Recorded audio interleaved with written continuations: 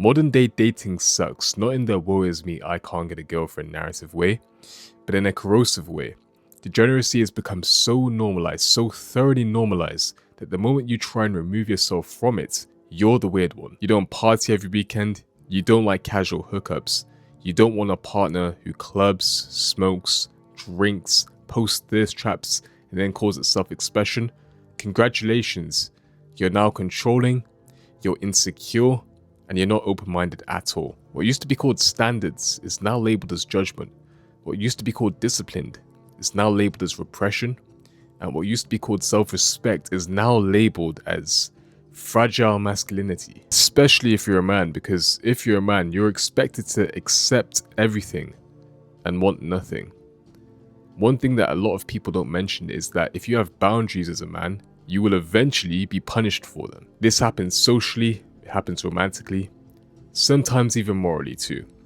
You're told to unlearn, to unwind, to be more open-minded. What they really mean to say is to lower your standards so that no one else feels uncomfortable. None of that stuff is strength, it's just surrender. I'll give you an example of this. The other day I was speaking to a friend, or I won't call him a friend, I'll call him a colleague, right? And we were speaking about the types of women that we would want to date ideally. And I asked him the big question, of course, what matters to you the most? Like any guy, he said looks, right? But then he said, I don't mind if she clubs, I don't mind if she vapes, as long as she looks good, I'm willing to make the exception. So obviously I gave him a mean side. I was like, well, what do you mean? Not a week earlier, I think it was less than a week, perhaps 4 days earlier, he was talking about how he hated everything to do with clubbing and everything that followed with it. He doesn't like the lifestyle, he doesn't like the culture, he doesn't like the people, all the values that revolve around this thing, he doesn't like. So of course I was left in confusion. So I asked him the question straight up, why would you accept these things in somebody that you're dating? And he couldn't give me a logical answer. The silence spoke volumes. And of course, to the question I asked him prior, what matters the most to you, and what he described, that is of course what I call a take what I'm given approach. It's a scarcity mindset. He believes that he can't get better. He can't see better, you can't obtain anything better than what is the modern day standard, and that is the mentality that a lot of people adopt today. And it occurred to me that men nowadays aren't negotiating with what they want, they're negotiating with what they think that they can get. They abandon their values preemptively. They compromise under zero pressure. And I think this is just due to the fact that people are scared to be alone. They'll do a bunch of mental gymnastics with themselves, trying to convince themselves that they don't mind what their girlfriend does behind closed doors. They don't mind if they stand for things that they don't stand for themselves. And all this translates to is, I'm scared to be alone. And that's weakness, and the world can smell that weakness instantly. And here's the thing, if you're a weak-willed person. If you're a weak-willed person, your boundaries will straight up be ignored. Not because people are malicious or people are evil or anything like that. It's because boundaries only work to those who are willing to enforce them. Far worse than the relationship.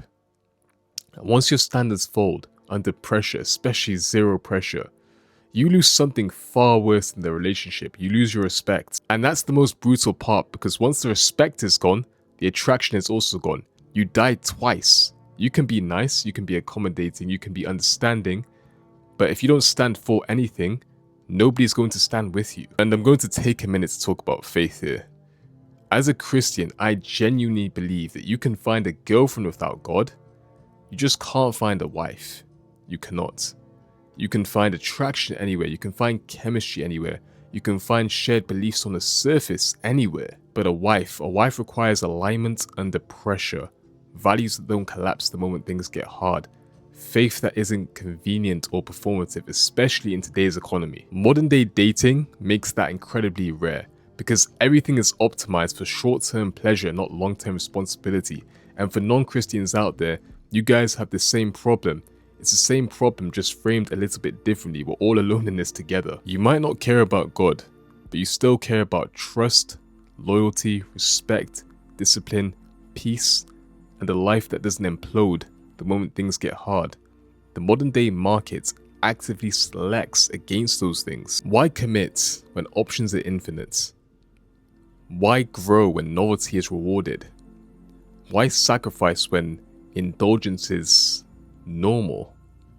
This is why so many relationships feel hollow. It's why so many people are dating and not building. It's why so many people are talking and nobody's really rooted. So many guys feel this way, even if they don't articulate it. So what do? They cope, they numb, they try and convince themselves that it isn't that serious. But it is that serious, because every single time you shift your values, every single time you tell your values that they don't matter, you teach yourself that your values are negotiable. And once that happens, you don't just lose leverage, you actually lose self-trust. Let me be clear in what I'm about to say next, because people love misinterpreting what I'm about to say next. Having standards does not mean controlling someone. It means that you control what you allow into your life. You don't owe anyone access to you. You don't owe anyone attraction. And you don't owe anyone compromise on things that matter to you. And yes, having those standards for yourself will alienate you. That's the price. Get used to it. But hey, stay tuned in.